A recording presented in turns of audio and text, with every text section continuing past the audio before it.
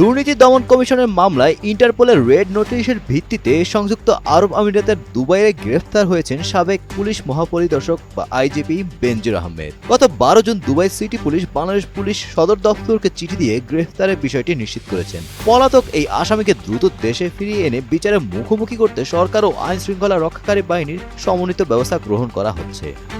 ঢাকার আদালত থেকে গত 8 মার্চ জারি করা আন্তর্জাতিক গ্রেফতারি পরোয়ানা ও দুদকের দাখিল করা 11 কোটি 4 লাখ টাকার অবৈধ সম্পদ অর্জনের চার্জশিটের অনুলিপি আরবি ভাষায় অনুবাদ করে দুবাইয়ের বিচারিক কর্তৃপক্ষের কাছে পাঠানো হচ্ছে। এর ফলে তার দুবাইয়ে আইনি লড়াই বা জামিন পাওয়ার সুযোগ প্রায় বন্ধ হয়ে যাবে।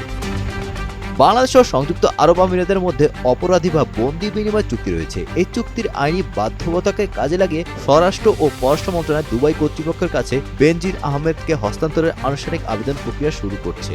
ইন্টারপোলের রেড নোটিশের মাধ্যমে তাকে গ্রেফতার করা হয়েছে। এখন পুলিশ সদর দপ্তরের ন্যাশনাল সেন্ট্রাল ব্যুরো ঢাকা শাখা সরাসরি দুবাই এনসিবির সাথে যোগাযোগ রক্ষা করতে যাচ্ছে, যাতে দ্রুততম সময় তাকে ডিপোর্ট করে বাংলাদেশ পুলিশের কাছে হস্তান্তর করা হয়।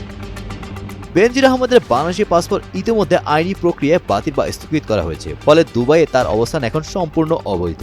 দুর্নীতির সুনির্দিষ্ট তথ্য সামনে আসার পর 2024 সালের 4 মে সপরিবারে দেশ ছাড়েন বেনজির আহমেদ। তদন্তে তার বিরুদ্ধে ক্ষমতার অপব্যবহার, জমি দখল, বিপুল পরিমাণ অবৈধ সম্পদ অর্জন এবং দুবাই সহ বিভিন্ন দেশে অর্থ পাচারের অকাট্য প্রমাণ মেলে।